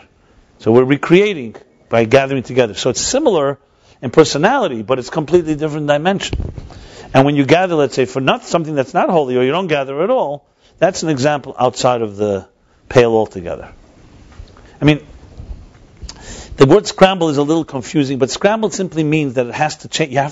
It cannot retain its original. If it wasn't scrambled, let's put it this way: if keser or bli gvul was communicating to gvul in an orderly way, without scrambling it, it would not be able to be retained. Gvul would become bli gvul. Or would never become, yeah. The problem with scramble is it implies a negative, but everything you're talking about is a Well, built in Misudarim is, here it's correct. That's the thing. That's why I'm saying a teacher and a student, when a teacher is taking a brilliant idea and giving you a simple example to understand it, what he's doing is he's disorganizing his original idea, but that doesn't mean that there isn't something great. As a matter of fact, it says elsewhere, probably we'll learn it later, parsa is rooted higher than the issues themselves, higher than the idea even. Because to be able to do that requires, like Shlomo Melech, Vayimshel 3,000. To be able to do that means you have an ability that's even more powerful. So it's disorganized. It's right. So it's scrambled, meaning it's disorganized from the perspective of someone who's just weighing an idea and how it had to be distilled. Mm-hmm. That's what it really means. That's the point here. Keep it the highest when he was able to make something, even though it was lower than the Jacobson then, but he was even way higher than that, and he was able to do it. He was the Frierdiker Rebbe during World War II, when he wrote the Eishis Parchis, in Kagri Vagdush, you have these letters like riddles. So there's two reasons he did it. Number one is because it reveals deeper secrets that are not supposed to be said. So it's a riddle. It's disorganized letters, but in it carries a message that are beyond. Then maybe there's another reason that he just didn't want to reveal what he wanted to say. But basically, like he says, Eishis Kameas, on amulets, like when you hang up things for a child being born. His letters, nobody understands his letters. It's just the aleph, it's not words. But it carries within it deeper messages. Look, the hint of a holy person, when he says it in the hint terms, has a lot of profundity to it. That's how you have to see it here, basically. Can't we, two things. I mean, that's how he's explaining it. Listen, this is, if you have better examples, fine. I'm sure I'm just trying to give examples, but I think it's... Could we say, also it's interesting that Sphera and parsa... Remember, it's the Alter Rebbe's moshel. I looked it up. The Alter Rebbe himself gave this moshel. I'm sorry? You know where he gave this moshel? I think he gave it at the Tzemach Tzedek's son's Yud Leib wedding. Yeah. Parsa and Sphera are the same letters, without a hey and an aleph, but the main roots, Samit, hey, and Ray. Yeah, but I've never seen it connected. I've never seen a connection. It's just jumbled. It's just a different order. Sphera and Parsa became a different order, and maybe the different order. I'd be careful with that because I don't. Maybe that's the idea. That if the Alter Rebbe said that, I'll work on it. Which is the clear channel. We have to rearrange the parsa. We have to go through the parsa to rearrange it. Maybe that's what the meaning of the gal is that the Beis came down and jumbled it in order for us to eventually, with the gula, realign them. Of course, that's for sure. Make them not jumbled in proper order. That's a given. That's for sure. That's why Mitzvah, Jacob made a Mitzvah because he's already at the level where he doesn't have to make a gal. He doesn't have to jumble it. He can be straight up. Mitzvah is like Latzav of the... I wonder what the Rebbe Rashab would think about you jumping ahead like that. No, it's good. I think the vowels. I just keep it. 1 second, Eliezer. You're a fountain. Eliezer, but keep the jury out because we have to see maybe if this is exactly what it says. No, but I hear you. I'm glad you're using your mind. Absolutely. No. I'm seriously. I think it's good. So here we have. Okay. So we have that it's of the same substance. It's not a mahus achar, but it's jumbled up. That's that parsa. Now he goes. V'loy kamoy parsa. By the way, this is Lag B'omer. The mimer of Lag B'omer is where this is discussed. That's exactly what he says.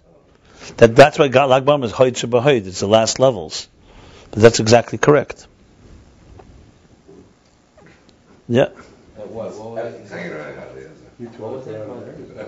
Lag B'omer, what were we saying? Galanai is Lag B'omer. Yes, and this is the mimer Adagal. This mimer that discusses this is a Lag B'omer mimer. And connects it to Lag B'omer. Because remember, Rabbi revealed the concealed. So he did two things. There's a sikh in Chelik Hey, by Yud Kislev sikh, that the Rebbe says, Gal does two things. It conceals, but then it reveals through concealing. So you need both. Yeah. So Rabbi, like when they taught Primis HaTorah, they taught it in a concealed way, in one word, in hidden words. We said that before. Remember, Chacham Amevim Medaite. Look at the Sefer Yetzirah. It doesn't make any sense if you look at it. Okay, so here we go. Your cat won't be able to translate it, so. Yeah, who says? So what's up? Now he's comparing. This is not like the parsa between atzilus and biyah. There, it's not the same energy. It's not the same personality. There, it's Ershel Tulda. Means it's a reflection of a reflection. Tulda is a product, so it's a reflection of the product. That's the language in Terer. It's not like of the same personality of the energy, of the divine energy of Atzilus. Because the letters in Atzilus, as opposed to keser, that's written letters. They have substance. That's like written letters, not engraved letters. That's why they're the letters that are completely disorganized. The parsa, in other words, that follows Atzilus, is complete concealment. The commotion is Bar. By the way, I did find it, Perek Tes, in chapter 9. Like we learned earlier, the Seder Shtasus the Kelim ain't about droga. That the progression of how Kalim merge are not in are with a jump, with a leap. The second track, right? In chapter 9, he explained it's like sparks. Remember, like this sparks off, it jumps off. It's like jumbled letters. In chapter 9, if you go to chapter 9, he actually brings an example. Let me just remember what the example was. It's a very interesting example that's very similar to this. So he says, because it's like two energies that strike one another. And from them, 4 letters from which the containers emerge. So he gives an example. 2 people are learning 2 opposite ideas. that are coming from two scholars, and they're arguing with each other, and something new emerges from it, completely new. So it's detached. And then go further. He says neiflim. So he says beli say the vadrog. And then continues the whole thing there. You'll see. That's a very critical line. Logo. 8 lines from the bottom. It's annoying. They didn't do that. Go to top page Tazayin. You'll see. Ayin be'erech hasoga kedemes. Yeah, but this is like something they hit each other. Yeah. The point I'm making here is, and there he's talking about all kelim of atzilus. That's not even the parsa. But the parsa is even more jumbled up. Look, I think you really can appreciate it when you think how screwed up our lives are. That's the bottom line. Pardon to use that expression. When you understand jumbling, that's the key. How far are we? You think we're just like a bunch of letters and we just have to like organize? No. Life on earth is not just jumbled, it's far more than jumbled. I don't know what word to use for it. It's only an aura of jumble. Right, exactly. It's a reflection of disorganization. Would you agree? Wow. You don't disagree. Well, based on the Rebbe saying Ma'aseh Gadol, that when you wake up in the morning and you feel a lukus, then you'll tell me how close you are. We're pretty far. I'm not talking about the world is ready. That's not the point. But I'm talking about our consciousness is as far from God's consciousness as it that gets. Consciousness can be changed in a second. But the reality is that the world, when I look at the so what would you say is the difference? Unbelievable So order and creation, and that God's is revealed. The fact is we're not perceiving it. That's a concealment that can be wiped. You remind me of the line of a mugged liberal becomes a conservative. It's very nice what you're saying, but people are hurting each other as we speak, killing each other, raping each other. So what are you telling me? That's still the minority. Minority? Still is the majority. How many? I said. One second. So much interactions on a daily basis. These guys. You're a businessman. Look at this house. You're a dreamer. This house couldn't have come by with. We're talking about human beings right now. All with the world. Can I ask you a question? And war. And so you think? Let me use these words. Self-absorbed human beings is a minority or a majority? Is there anyone that's not? Truly altruistic? It has to be only the... So what are you telling me? I understand it can change like this, but it's not that way yet. So it's pretty jumbled. Let's put it that way. I would say worse than jumbled. I'm glad you live in such a pure world, but I see things that are... I believe also the Rebbe said the world is ready, but it doesn't mean the world is there. We have to do plenty to do. But I agree that... let's put it this way. I think it's right beneath the surface, but... Right, that's what it is. It's right beneath the surface. Okay, fine. But the basic structure is done. There is the possibility in 1 second that everyone would say, 1 second. Should come before we bench. When I spoke to the women, but for me, my biggest skepticism is not about who Mashiach is or whether Mashiach can come in a second. My biggest skepticism, I know people, I know myself. I can't see how tomorrow morning I'll wake up and people are not going to be selfish. I can't imagine it. The only thing I can imagine is that we have to push for it and just brainwash ourselves and others in just doing it. It's like the big smokeout day. That's how I feel. Because I know people. You maybe meet good people. I meet people that are basically all about themselves. But you know what? I don't meet people like this. I don't care even if it's right beneath the surface. I think it can change in 60 seconds. That means nothing. Just like Steve Jobs. But like the joke? The guy says, God, you have, 1 second. No, you said, God.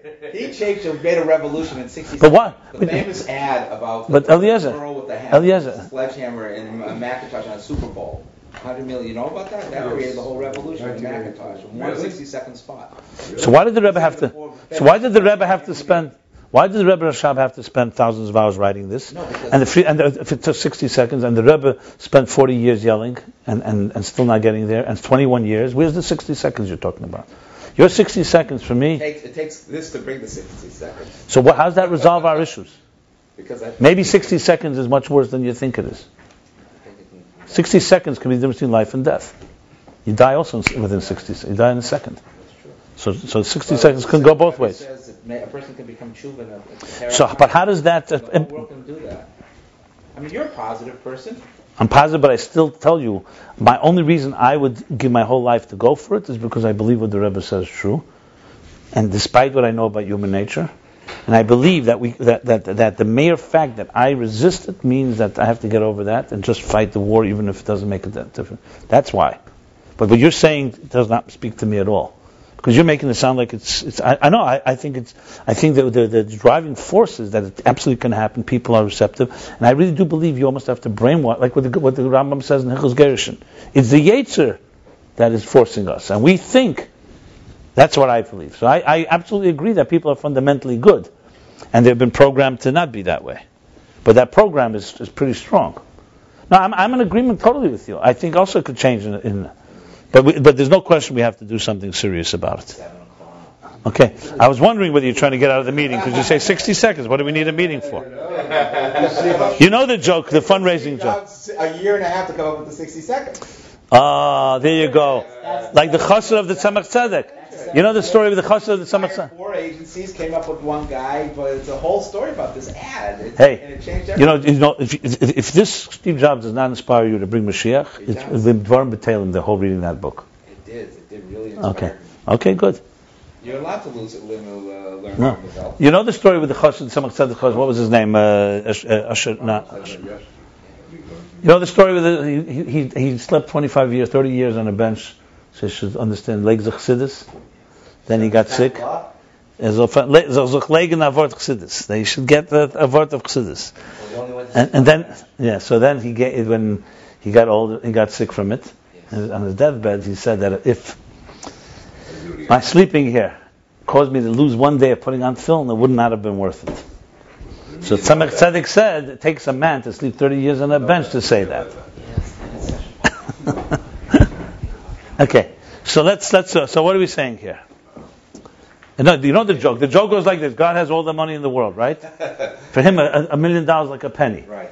And 1,000 years is like a second. So the guy says, "Can you give me a penny?" So he says, "Wait a second."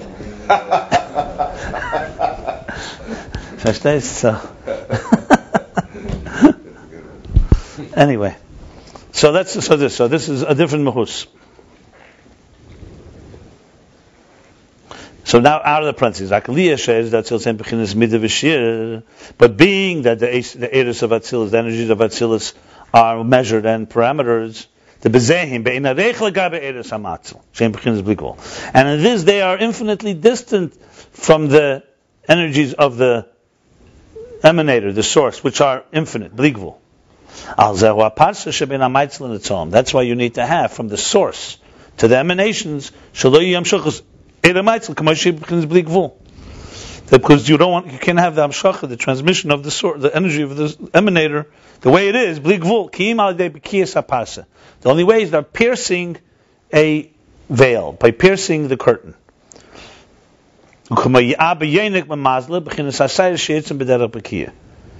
Remember, the level of Levana Elyon is like the Galgalta, like the crown, the white light, and the hair that comes out of it pierces through the thick skull. It's only pierces like here. So it's Abba, Chochma Yenik gleans from Mazel, like hair that comes out by piercing and breaking through the skull. That's Yaakov. Like Yaakov, whose the letters Yibaka, the same letters as piercing.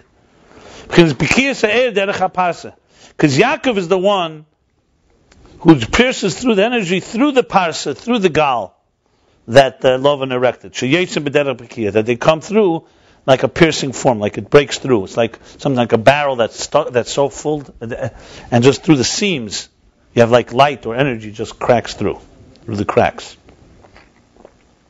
So you have to understand the intensity. I guess basically, I think a good way to put it is, if you understand the distance from infinite divine source and even divine energy that is finite, you realize why it has to be completely scrambled and disorganized. That's how distant they are. What we call disorganized, that just describes the distance between the two. In order for the energy to manifest in a measured way, in an organized way. Ubetchila, now he says in the parentheses, Ubetchila himshich Yankov b'chinas Lavan Elyon giluyim eres atzmim. In the beginning, Yankov drew down from Lavan Elyon, from Lavan, the highest energies, revelations from the core energies, shalei b'chinas tzimtzum klal, without any tzimtzum, meaning he got straight from Lavan Elyon, all the way from the source. As it's known that the chain Lavan, meaning the sheep of Lavan, from the word Tzayin Yitzia, is Yitzia drawing out from Etzem Hataynik HaPashut, from the core, pure desire, meaning divine desire. And from there he drew down core energies. This is the drawing down of the air of Torah mitzvahs. That you're drawn down from Atzmus Ein Sei Baruch Hu. Now comes stage 2. That was the first thing Yaakov did. In other words, he's explaining, I guess, why he dealt with the sheep even before they became Akudim, Nukudim, Vrudim. He also tended to the sheep. Then comes the next bit. Inyan Hagal Parsa. I'm sorry, and in general with the sheep, because now the Gal and Parsa was not when he was dealing with the sheep. It's when he was leaving him, and he's going back to Israel, and they're making a boundary between Israel and outside of Israel. That's the Gal. So clearly there's a Yaakov's Aveda before this whole story with Lavan. That's what he's saying here. So Yaakov's Aveda before the Gal was how Yaakov was dealing with drawing down core energies that are higher than the Parsa, basically. That's what he's saying now. Why didn't he need Lavan to build the parsa? Because you have to draw down into this world. We need the kavanah dir b'tachtenim. You want it in this world. It's not enough on that level. For the first parsa, But he so wanted that he to wouldn't make need it Lavan simple. to make the first parsa, because he was so. That's what it looks like, yeah. Because he was. That's the core energies. If he was masking to make the Lavan was itself the core energies. So Lavan was the core energies itself. It's a source. The source of the core energies. Yeah. So it's higher than Simpson. No, it's higher than atzilus. That's what he says here. The Inyan Hagal Parsa. Now comes stage 2. The Inyan Hagal Parsa Shanasa, and the Gal, the mound, and the curtain that he made. This is already a transmission of the energy within the cosmic order that's already measured. So in other words, and here, because you have to bring it down from Bli Gvul to Gvul, you need to have the Gal and the Parsa. If he was masking to make the Matzeh, according to this first opinion, he didn't make a Gal. We didn't discuss that. He's going to get back to that later. He's going to discuss it. The next Maimer. That question still, he didn't answer that yet. Why he made a Matzeh, he made a Gal. Now he's just explaining the Gal, what the Gal is. I don't know if anything is true. I guys don't know.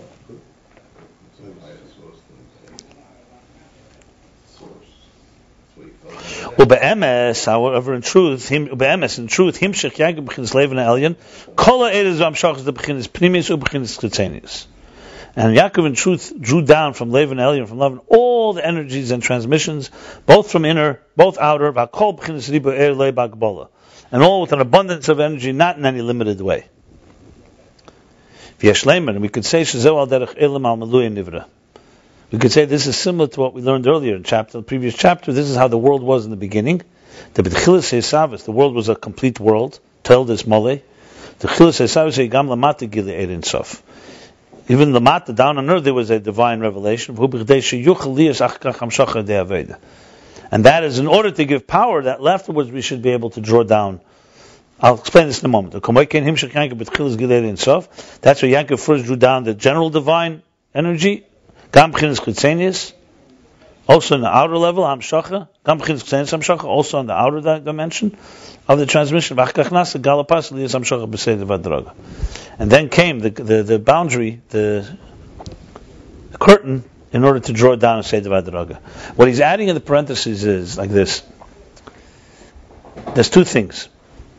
Remember, when Mashiach comes, and by Matan Torah, and the beginning of creation, he said this in the previous, then everything was aligned. The parsa is not necessary then. Or maybe on a different level, but then there's an alignment because down on earth is aligned with the way it's supposed to be. Yaakov, he's saying, had a taste of that before this parsa was built. So Yaakov was able to draw down, which gives us the power that when it finally comes down to a world like ours, where there's the descent, we should also be able to recreate. It's like Matan Torah. It was like a taste of Matan Torah, basically. That's what he's adding here, which explains Yaakov Avodah before the parsa. But then Yaakov is going back to reality, to real world, and now you need to have a parsa to bring it down into Gvul. And the goal is to bring it back to that place, of that core place. Without the parsa, before the parsa? Before I guess the time that he spent with Daven before that is like, the core level is like an experience of, that's like he says, on the Bligvul level, or on, what do you say, without Hakbolas, without limits. Like similar to the beginning of creation. That's what he's saying here. That's the way. Remember, he spoke in the previous chapter, he said that, in general speaking, malchus and atzilus, before it goes into biyah, is like the world in the beginning of creation. And everything then was elevated. So also down on earth you had an elevated state, which will be like Mashiach comes. The Vavke was like a Yudke. But in the world we live, with Golus, and after sin, malchus gets concealed in biyah, and the parsa. Now, what does it mean above atzilus? Above atzilus is the same idea. That before the parsa was built, you're talking about how he's doing this avodah in the source level. It's like a taste of the avodah. It's in source, it's not in actuality. In actuality, you need to have a parsa. That's where this all takes place. V'apirish Beis.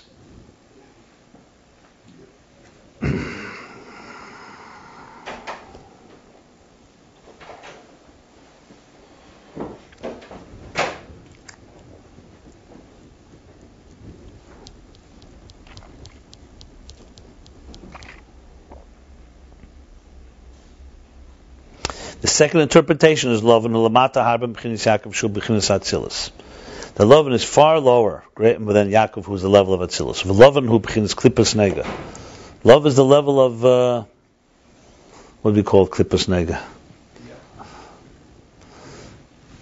How do we debris? Klippas Nega debris. How do we translate Klippas Nega? The husk. The translucent husk. Shenikla Lovan Lamata, that's called Lovan Lamata. B'chinas Chachma de Klippa, Arami Ovid Ovi, Lenagid B'chinas Chachma de Kedusha. This is Lovan who wants to annihilate Ovi, our father Chachma. He Lenagid against. He is contrary to, opposing, in opposition to the holy Chachma. So what's the gal here? V'neida the chachma de klipa b'chinas yashein erects libat ulichlol ulikolel b'kedusha. It's known the chachma of klipa, the wisdom of klipa, is selfish, is a state of yesh, me.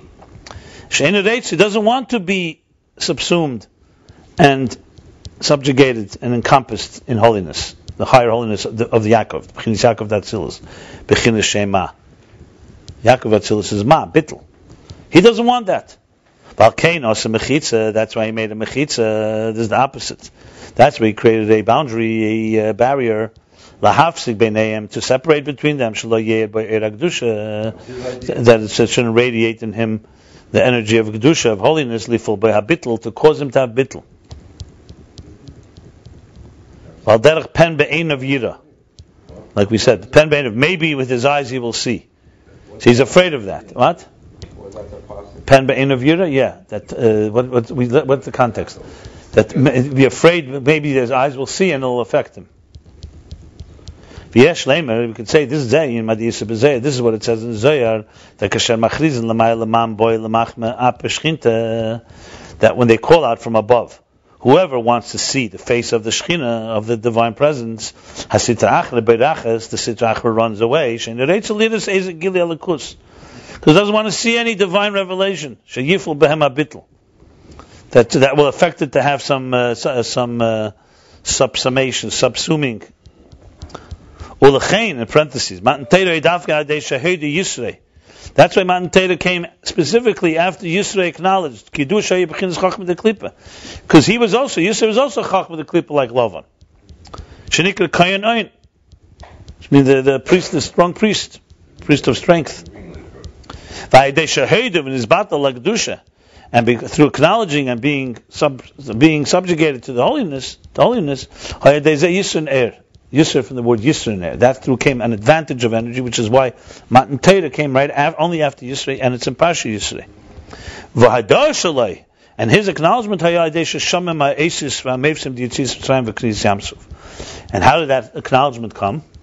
Because he heard about the miracles and the signs that happened at Exodus from Egypt and this parting of the sea.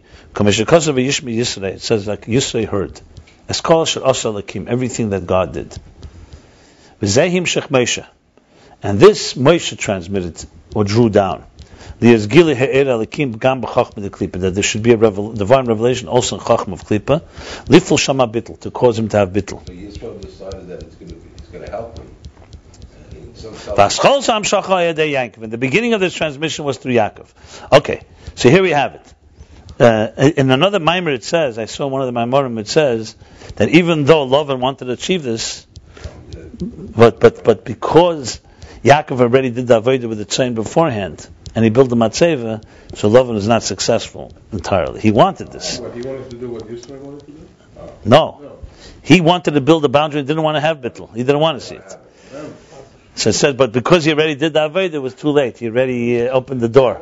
No, but now he's saying like this. Now it goes like this. But by him, he didn't affect Lavan not to build a gal. He did build one. But by Matan Torah, Yisrael was affected by what he saw. And even though he's also like a Lavan level, and Moshe Rabbeinu caused it to happen to him. But the beginning of what Moshe's power that caused Yisrael to transform, that power began by Yaakov. So Yaakov is like a power like from above, from a higher power. That's why I said Yaakov, in the earlier parentheses, he said Yaakov did the Aveda like the beginning of creation. Right? He started the Aveda, that's why he's saying, because if Yaakov had not done the Aveda and had love and built a parsa right away, you could argue it would have been too powerful. Yaakov couldn't pierce. What significance is the gal nowadays? I mean, if over the years, the thousands of years of our Avodah have broken down these barriers. So the second gal is not. We're at the threshold of it being transformed. That's the whole point. Open your eyes. Matan Torah was only the fisha. Matan Torah was only temporary. It just gave the power. Matan Torah only gave us the power to transform the material world. But now we have to do it. Well, with all the years of work, so we're now at a stage with the gal. This gal is brings the other gal. And the first gal comes automatically after you do the second gal. The first gal is a positive one. The first one's a positive one. It's a positive one because we couldn't. But eventually, that first gal has to go away too. No? We have to have existence and not annihilate existence. So you're going to have that gal, and you won't have. Live with because it's all from one man. Right. It's not the fighting God. That's channeling God. Right. But why was? Remember, the point is levushim that conceal. The goal is that they should start revealing, and then you become like the containers that reveal. So that's like the containers that reveal. So ultimately, everything comes down to you want to align this world with the source, but you have to go through the levushim argument. Whether the gal will exist when Mashiach comes, it's talked about in the Maimorim. It'll probably be transformed, like even the Nachash will be transformed. They'll all be transformed. The gal will become a revealer instead of a concealer. But if Yaakov gave really the koach to Moshe to be able to do it with Yisrael, how come Moshe was able to accomplish the Hodah by Yisrael, but Yaakov wasn't able to accomplish the Hodah by Laban? First of all, he didn't say he gave the koach. He says Hascholas Hamshachas. It's the beginning. It's like anything. Why Avram, Yitzchak, Yaakov gave the beginning for Matan Torah, but Moshe was the one that had their power. It's like the seventh generation. Remember, Moshe had something they didn't have. Mitzrayim. Mitzrayim did a lot of 202 sparks were elevated. The pain, the suffering of Mitzrayim refined levels of the Gal that weren't refined. Yaakov's miraculous success over there, but it didn't help. He also had that thought of all the beginnings. Yeah. You know Let's already finish the mimer. I'll finish the mimer, even though we learned it, but now we learned it in a little more depth. This is just the beginning of this discussion. We'll understand what he meant when he said, what he means that he says, and this stone, which I placed for a marker, this will become Beis Elokim, become a house for God. This is, by the way, not the stone with Laban, this is the stone at the beginning of the parsha.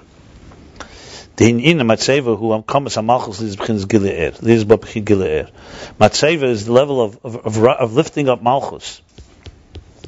Hakamas, erecting malchus. That it should have in its divine energy. Because malchus on its own is concealed.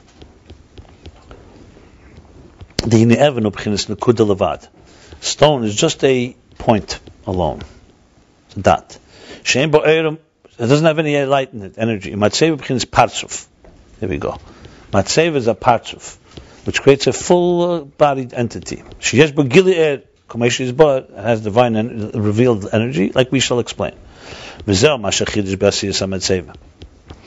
what Yaakov innovated and contributed through building the Matseva. What did he do? He took a stone, he made a marker from it. What is that? Through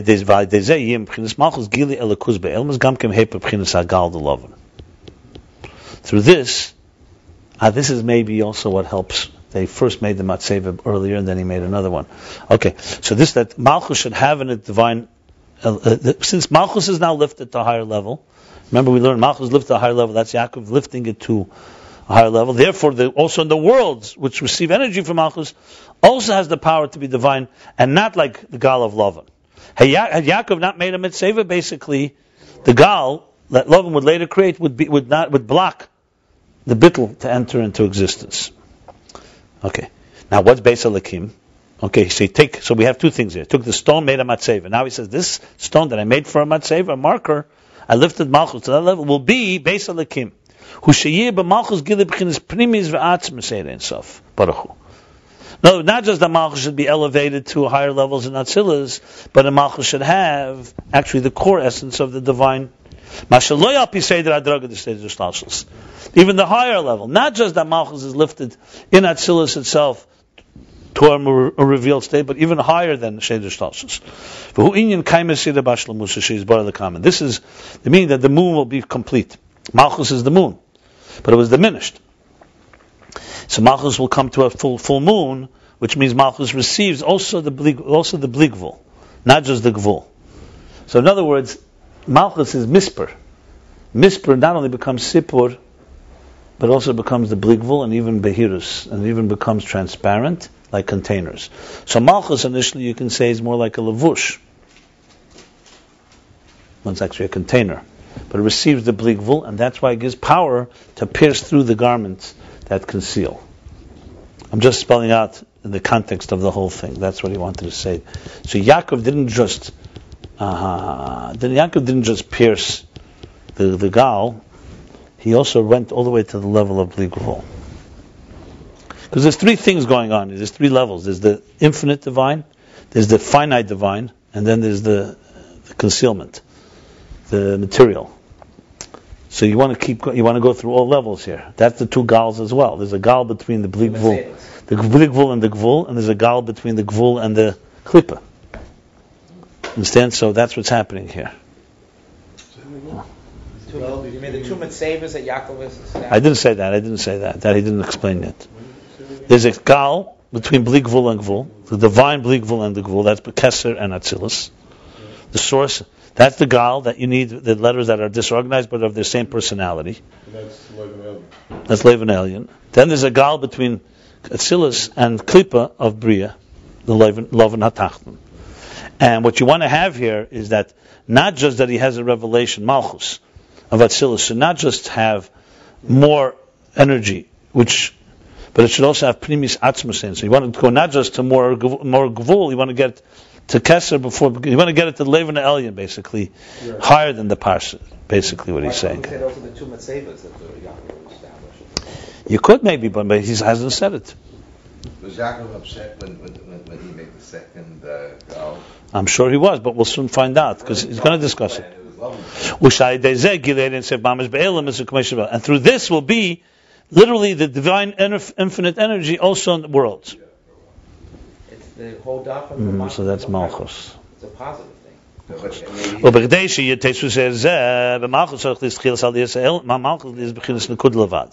In order for there to be this additional abundant energies in malchus, first there has to be the elevation, ascent of malchus, that it should be only a nekuda, which means it needs to have this bittul.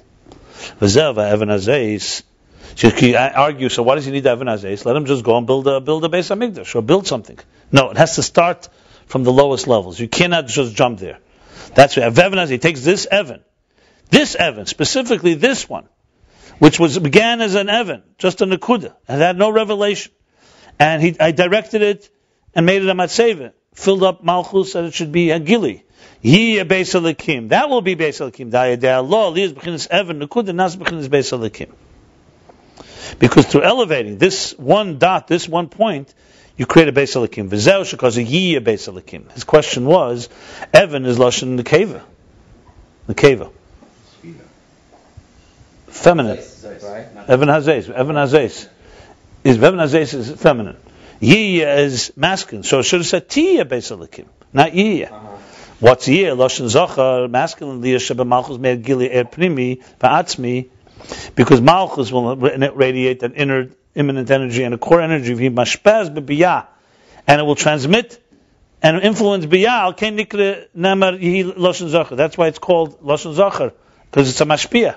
Or commotion is barleil dashav Yisrael, like we learned earlier in Maimed Shuv Yisrael, which is chapter 87. Be'inyan adenu zenu, we said adenu zenu is malchus. Adein is a zachar, means a master. The kad salkin milan le'ela, because when the words rise above the Knesset Yisrael, when the words rise above from Knesset Yisrael from Malchus, kulat charinun, they all become masculine. Masculine here means that they're not just elevating, they're transmitting. V'chein ha-malchus k'makel bells ma'bina, that's the same thing Malchus when it receives from bina, nikra odein, it becomes odein, a master. And that's why when it radiates in it, the core energy, it becomes Yiyah, not Tiyah. I'm sorry, Yiyah also is 2 years. Yud-K, Yud-K. Yud-K, Vav-K, Yiyah is 2 Yud-Ks. Why? Because the Vav-K, which is Malchus, Zah and Malchus, Midas and Malchus. Chachma is Yud, Bina is Hey, the Vav is Zah, Midas, emotions, and the last day is Malchus. But then the last two Vavke will become like Yudhe, like Kunal, like we learned earlier in last chapter, B'Shem al-Kutatera Marizal. In the name of the Kutatera of the Arizal, Shekedem Achet, that prior to the sin, Hayibayifin Kazeh, that's how it was. Like we just said, the beginning of the creation, yeah. V'chein Yiyah L'Asid, and the same thing will be in the future. V'zeh Shekosser Yiyah Beis Halakim. Like we say, V'Hayashem Echad, B'Yemahu Yiyah, Hashem Echad, Shmei Echad, Yiyah. So even Vavke, even Malchus will be elevated. That's why Yiyah Beis Halakim will be. V'zel v'Evan Hazais b'chinas Malchus shayis b'chinas Nekuda. This is Evan Hazais, this one stone, which is Malchus, that was in the state of a Nekuda point.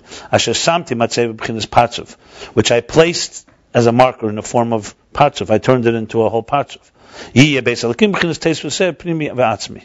It will be a house of God, which has abundant inner and core energies. And that's the year that Malchus will become masculine transmitter. And the level of Malchus will be like Abba v'Ima, Chachma and Bina. And there will be the Gili of Malchus down below in Biyah. And this is the meaning Adagal. That the gal, the mound, and the matzeva are a witness, and the marker is a witness. Yivayir Beis Pirushim Binyan Hagal Shenaslov, and he explained 2 interpretations in this gal, in this mound that Lavan made. The first is the curtain between the source, the emanator, to the emanations. That's engraved letters. That's why the concealment there is that it should only be midah v'gvul. It should be a limited flow, but of the same substance, divine. In the beginning, first Yaakov transmitted the er atzmi, which is higher than gvul. Who er the Torah mitzvahs? That's the er Torah mitzvahs. Gam chitzenes er b'bchinas gili. Also, the outer dimension of it that should be in a revealed way, and then later he mentioned through the parsa the next level. Beis, the second interpretation is that this is the curtain between atzilus and the klippas nega. And Laban made it that there should not be, the energy should not transmit through it to cause him bittul. Moses was able to draw down this bittul also in nega, also in the klippa, which Yaakov did not do. Yaakov just did not let him prevail. And the beginning was through Yankov. This will explain, but this will understand what means this stone. Now, this is just the beginning. It's just beginning the discussion of this. It's going to develop further. This line is a very this line. No, so you have to. Well, Malchus when it's mekabel, then it's feminine, it's not masculine. so there's a whole mind. They go back to page chapter 77. He speaks about it. I know, he's referring back to Shuv Yisrael. So there he discusses. When it becomes like the mother, Biti becomes like Imi.